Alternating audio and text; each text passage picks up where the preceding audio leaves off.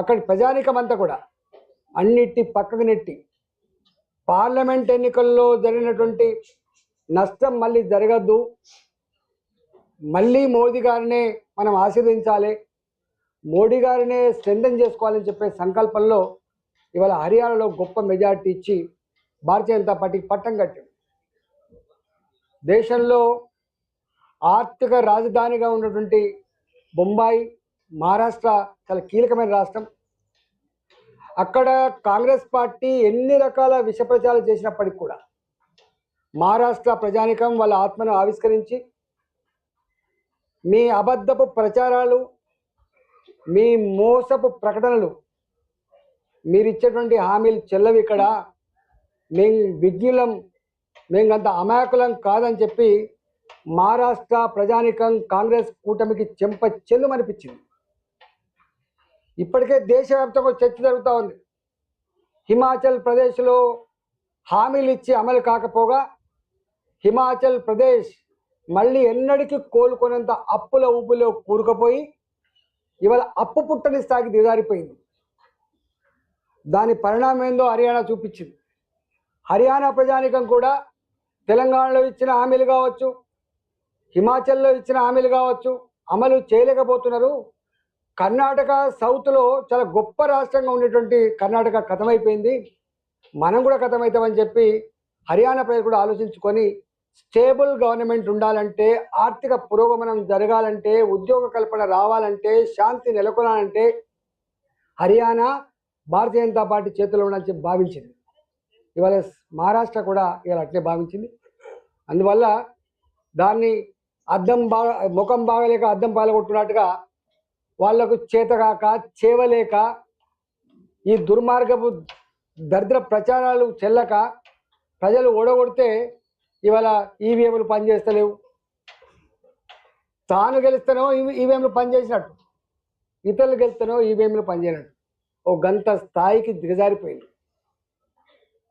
ఇవాళ అనేక సంస్థలు ఇప్పటికే చెప్పినాయి, స్వయంగా వాళ్ళ సంస్థలు ఇప్పటికే చెప్పినాయి, స్వయంగా వాళ్ళ కేంద్ర మాజీ మంత్రి గారు మాట్లాడిన మాటలు ఏంటంటే మహారాష్ట్రలో పార్టీ ఇంటాక్టే ఉంది, మహారాష్ట్రలో ఐక్యంగా కొట్లాడినరు, మహారాష్ట్రలో ప్రజాయమే భారతీయ జనతా పార్టీని గెలిపించుకోవాలనేటువంటి సంకల్పంతో ఉన్నారు, అంతే తప్ప వీళ్ళు చెప్తున్నట్టుగా ఈవీఎంలు కాదని చెప్పి స్వయంగా వాళ్ళ బాధ్యత కలిగిన మాజీ మంత్రి గారే మాట్లాడిందంటే వీళ్ళకు అయినా సోయి రాదు, జ్ఞానోదయం కలగదు, ఇంకా అబద్ధాల పునాదుల మీదే బతకాలని చెప్పి ప్రయత్నం చేస్తున్న పార్టీ ఇలా కాంగ్రెస్ పార్టీ.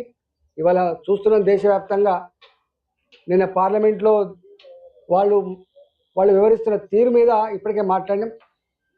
మోదీ గారి ఎదుగుదల భారతదేశం యొక్క కీర్తి ప్రతిష్ట పారాలని ఇవాళ విదేశాల్లో ఉన్నటువంటి కొంతమంది దుర్మార్గులు, పెట్టుబడిదారులు ఇవాళ భారత ఆర్థిక వ్యవస్థ చిన్నాభిన్నం చేయాలి, భారత పురోగమనాన్ని అడ్డుకోవాలి, మోడీ ప్రపంచవ్యాప్తంగా చాలా స్ట్రెంథన్ అయిపోతా ఉన్నాడు అని చెప్పి అట్లాంటి అమెరికాలో కూర్చున్నోళ్ళు, ఇతర దేశాల్లో కూర్చున్నోళ్ళు కుట్రలు చేసి ఇవాళ వాళ్లకు పావులుగా ఉండేటోళ్ళు ఇక్కడ కాంగ్రెస్ పార్టీ దాని అలయన్స్ పార్ట్నర్లు అయిపోయినాయి.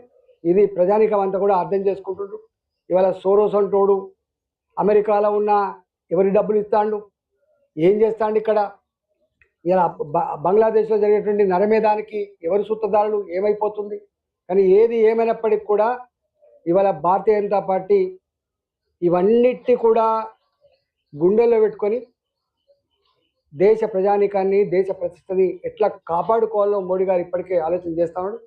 ఇవాళ నేను తెలంగాణ ప్రజానికానికి మేము కలిసినప్పుడు చెప్తా ఉన్నారు, ఇవాళ 100కు 100% మళ్ళీ దేశంలో పాశ్చాత్యం మొదలైంది.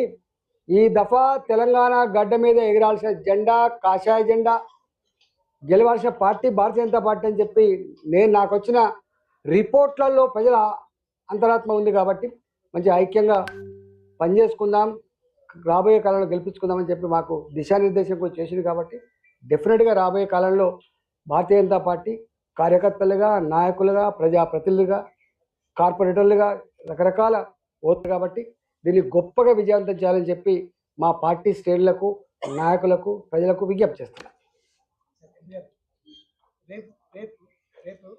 రాష్ట్ర వ్యాప్తంగా ఆటోల బంధు ఆ?